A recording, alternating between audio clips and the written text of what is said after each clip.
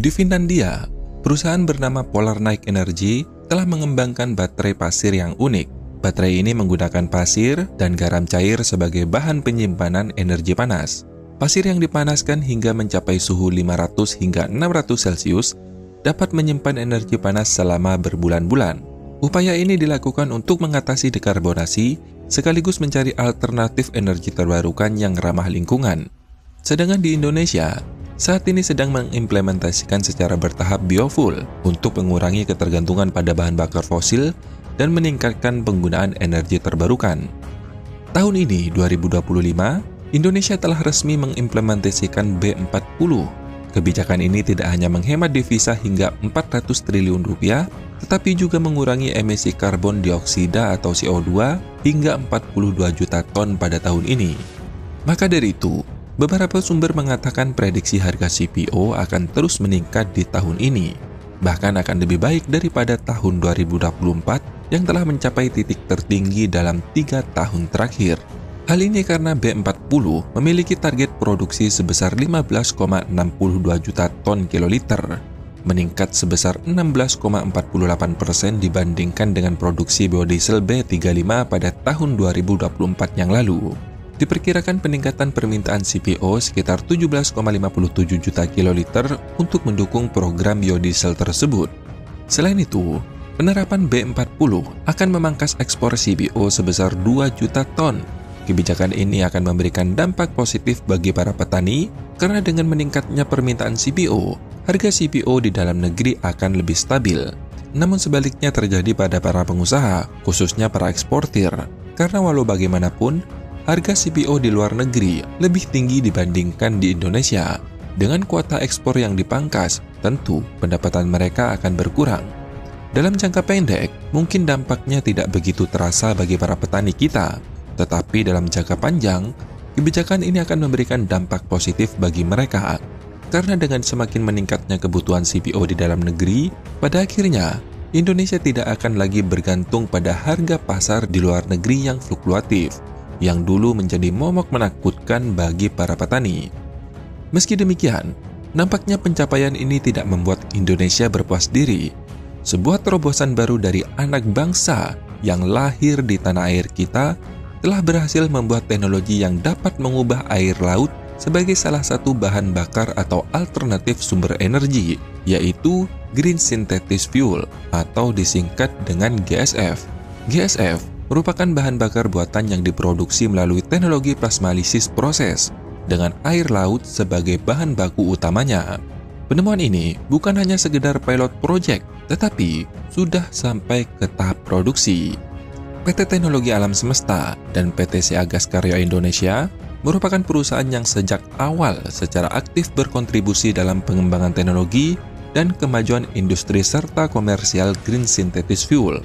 Pengembangan GSF didukung penuh oleh Badan Riset dan Inovasi Nasional atau BRIN yang telah memberikan rekomendasi pemanfaatan GSF untuk berbagai sektor industri.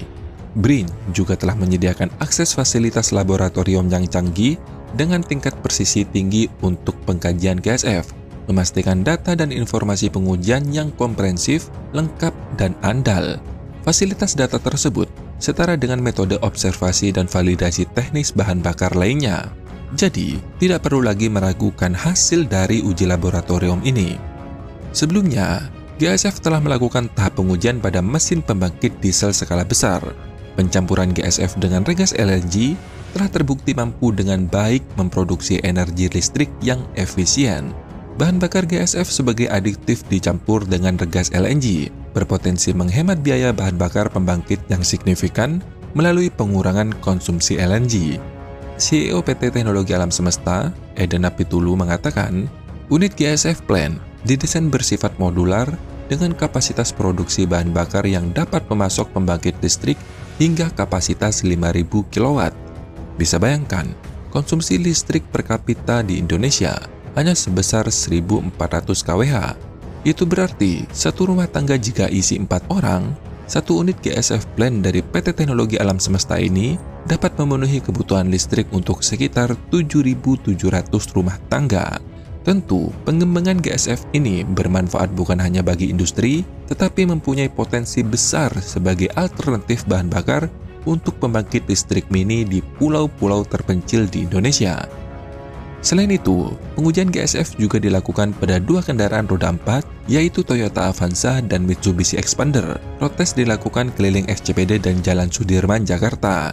Dengan demikian, dapat disimpulkan bahwa GSF akan sangat berpotensi untuk ikut serta dalam option pada program transisi energi nasional. Mungkin sampai di sini ada pertanyaan, apakah GSF bisa langsung digunakan tanpa campuran LNG? Dan yang kedua, apakah GSF bisa diterapkan untuk bahan bakar mobil secara aman? Mengingat GSF bahan bakunya dari air laut yang notabene mempunyai sifat korosi yang tinggi. Green Synthetic Fuel yang dihasilkan melalui proses plasmalisis memang membutuhkan air laut sebagai bahan baku utamanya. Namun dalam konteks penggunaan GSF tanpa LNG, GSF dapat digunakan secara independen sebagai bahan bakar alternatif untuk mesin pembangkit listrik. Sekali lagi, untuk mesin pembangkit listrik. Alasan mengapa penggunaan masih menggunakan campuran dengan LNG, karena pengujian dilakukan pada mesin diesel yang tidak dirancang khusus menggunakan GSF sebagai bahan bakarnya, sehingga penggunaan aditif LNG diperlukan sebagai campuran guna melindungi komponen mesin dari sifat korosif GSF. Itu berarti, dalam pengembangan lebih lanjut, jika mesin pembangkit listrik dirancang khusus untuk menggunakan GSF, maka GSF dapat digunakan secara independen tanpa perlu campuran LNG. Ini akan membuka lebih banyak potensi bagi GSF sebagai bahan alternatif yang ramah lingkungan dan efisien. Tetapi kembali lagi, pengembangan dan adaptasi teknologi mesin pembangkit listrik untuk GSF memerlukan investasi dan penelitian lebih lanjut. Tetapi sekali lagi, inovasi ini memiliki potensi besar untuk masa depan energi hijau di Indonesia. Maka dari itu, semoga proyek ini dilirik oleh pemerintah, karena dukungan dari pemerintah itu sangat penting untuk kesuksesan proyek seperti Green Synthetic Fuel. Dengan dukungan yang kuat, proyek ini diharapkan dapat mendapatkan perhatian yang lebih luas, pendanaan yang memadai, dan regulasi yang mendukung untuk implementasi yang lebih luas. Selain itu, ini adalah kesempatan besar untuk membuktikan bahwa bangsa Indonesia juga bisa menjadi yang terdepan dalam hal teknologi. Jangan sampai ini bernasib seperti biomasa, yang sudah dikembangkan sejak 1960 oleh Profesor Subagio, tetapi baru direalisasikan pada tahun 2018. Seandainya kala itu biomasa segera diterapkan, mungkin semua BBM di Indonesia saat ini sudah menggunakan B100 dan tidak ada lagi langit yang berkabut di Jakarta seperti sekarang. Bagaimana menurut kalian? Apakah kalian setuju jika Green Synthetic Fuel mendapat dukungan secara langsung dari pemerintah demi kemakmuran dan kemajuan bangsa kita bersama?